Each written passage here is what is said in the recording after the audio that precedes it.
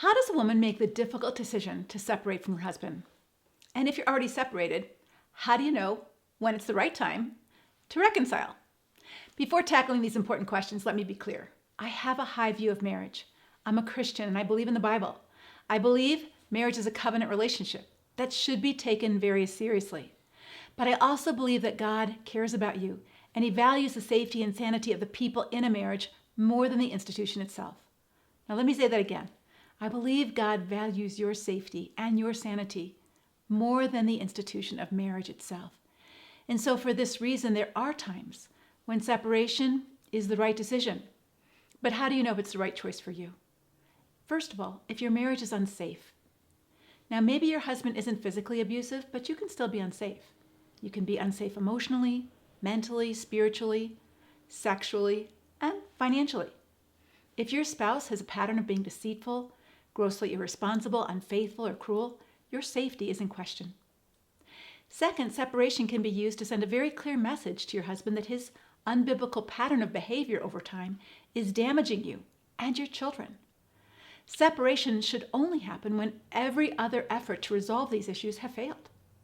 Separation can serve as a wake-up call to your husband. What you're telling him is you will not pretend anymore that the way he treats you is acceptable, tolerable, or endurable.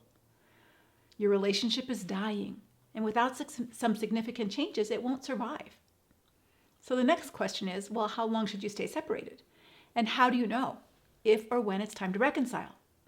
Many pastors try to put a time limit where a couple is separated for 2 weeks or 2 months. Their concern is that the longer a couple is apart, the more likely they are to divorce. But the key question isn't around the amount of time. The key question is around the amount of work that's being done during the separation. In 3 months' time, if you and your husband have not been doing your own personal work of repentance and healing, the separation is nothing but a waste of time. And I guarantee you, the marriage will not magically be better when he moves back in. In fact, it's almost certain that the problems will intensify, leading to another separation or even divorce. The confusion this creates in your children with this back and forth is not healthy. So before you stop a separation and move back together, ask yourself these questions. Has there been any evidence of repentance and change? Now, promises don't count. You're looking for changed behaviors, different attitudes, different actions. So if there was verbal abuse in the marriage, has his disrespect and sarcasm stopped? Do you notice a difference when you're talking together? If there was financial mismanagement, is he making amends by seeing a financial counselor, working a second job to pay off debt, or being open and transparent with you about the financial situation you're in? If there was sexual betrayal, infidelity, or sexual addiction, has he owned his problem and is he seeking help and accountability with it? If you don't see any healthy changes happening while you're separated, please don't fool yourself into thinking that they will happen if you move back together, because they won't. Another question to ask yourself is this: have you done your own work while separated? While your husband may have plenty of work to do to change, you too have your own work to do. Maybe you need to learn how to set better boundaries so that you stop enabling destructive behavior, that you're no longer passive when it comes to your finances, not knowing where things are or what's happening. Maybe you need to make God the focus of your life instead of being a marriage-centered woman, becoming a God-centered woman. Many women I work with also need to learn how to take care of their own needs, physically, mentally, and spiritually, instead of being overly dependent on their husband. Also, it's important that you don't allow yourself to become hard-hearted and cynical about the possibility of reconciling. So back to the question of how long? Well, maybe you are seeing some change, but is it enough?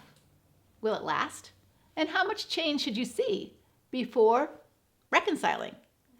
First, the changes that you're seeing or noticing need to be consistent for at least 3 to 6 months. This allows you to see a consistent pattern of new behaviors that your husband is working on. 2 weeks of love bombing isn't enough to build new history. Second, does your husband self-correct when he slips back into old behavior? You know, he's not going to be perfect, and that's okay. But does he recognize his mistakes, apologize, and most importantly, stop them? Third, how's he responding now to your feedback? Does he listen to you, or does he still ignore you? Does he respect your feelings and modify his behavior? When you tell him, for example, you're feeling scared, Or maybe you want to see the checkbook balance or other documents to validate what he says? Or does he mock you or ignore you? There are no guarantees, obviously, but answering these questions will give you a good idea of where your husband's heart is at, and it will help you know whether the changes you're seeing are real or temporary. And at the same time, if your own heart is unable to welcome him back without holding the past over his head, then your marriage can't be saved no matter what your husband does, because you'll never be able to trust him. And sometimes it's true. You will never be able to trust someone again, no matter what they do. But living under the guilt of past mistakes is no way for your husband to live either. Remember, the purpose of a separation is for your safety and healing, as well as your husband's healing and a wake-up call for him to do his work. Reconciliation is the goal, but sometimes it doesn't happen. So it only can happen if there's been a change of mind and heart that you can see by consistently changed actions and attitudes.